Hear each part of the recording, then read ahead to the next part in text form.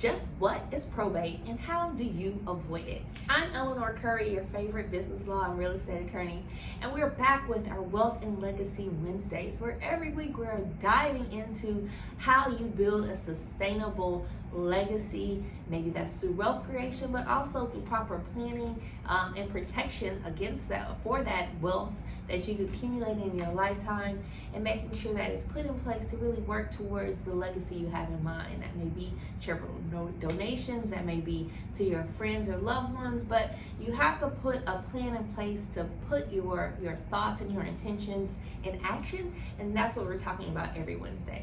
Now, last week we started by talking about the differences and some major differences between wills and trust.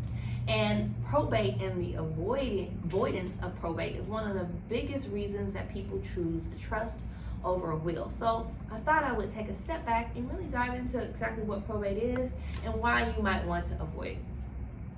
Probate is really the process of interpreting and putting your will into place. So maybe your will has certain provisions, you have distributions, you're going to keep or sell your home, you have certain people who are the beneficiaries, and those are all good things to plan, but a will requires court interpretation.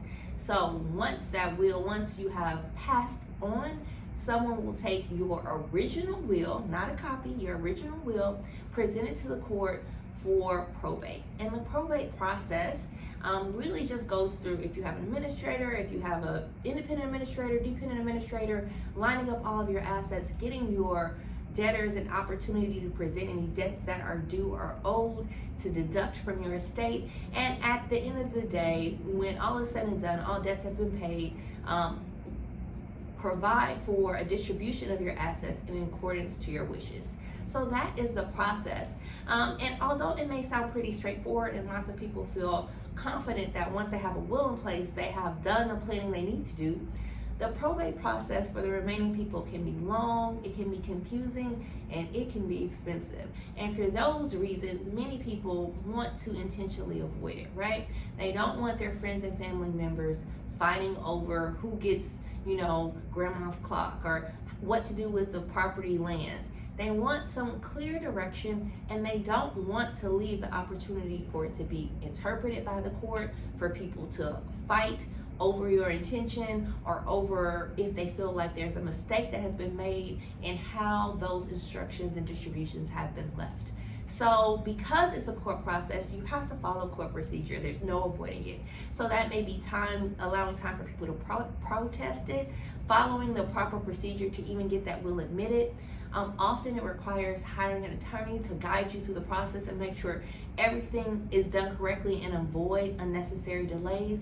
So it can be very time consuming, it can be very confusing altogether, and it really can leave a lot of people dissatisfied because the court is working on the court schedule. They have lots of people who they're administering their wills for, and they do not necessarily have to care if you need to pay the property taxes, if you have to pay for the funeral, if there's a bank account that needs to be closed or funds that need to be withdrawn. And lots of people get confused and frustrated with the process because once they're in it, and in the probate process, they find that the court procedure makes things very difficult. And usually when things are difficult in court, it means that they are time consuming and they can be pretty expensive. So probate for many people, even if they don't intend for that to be where their assets end up, if you have a will and only a will in place, it will have to be probated through the court and go through that proper court process to reach its resolution, and at the end of it, get a listing of all the assets and then distribute those assets according to your wishes. Now that is very different than the trust process, and that's because in life, or with the instruction of a will, you're going to place your items into that trust. So the trust owns it. And whoever is in charge, if it's a living trust, initially that person is probably you, and later moves over to different administrators, you are able to, from day one that the items or assets are in that trust, begin to distribute it according to your wishes. So no, there is no additional probate process. The things that are in that trust can be administered or dealt with in accordance with your wishes, or if you leave someone in charge and leave it up to their sole discretion, then that person, the executor of that trust, can begin to act in accordance with those instructions. So it happens almost instantaneously because those items already are placed in the ownership of the trust. So you avoid probate, and immediately someone can begin to take action with those assets, be it a bank account, be it an insurance policy, be it a home or other properties that have been placed into a trust.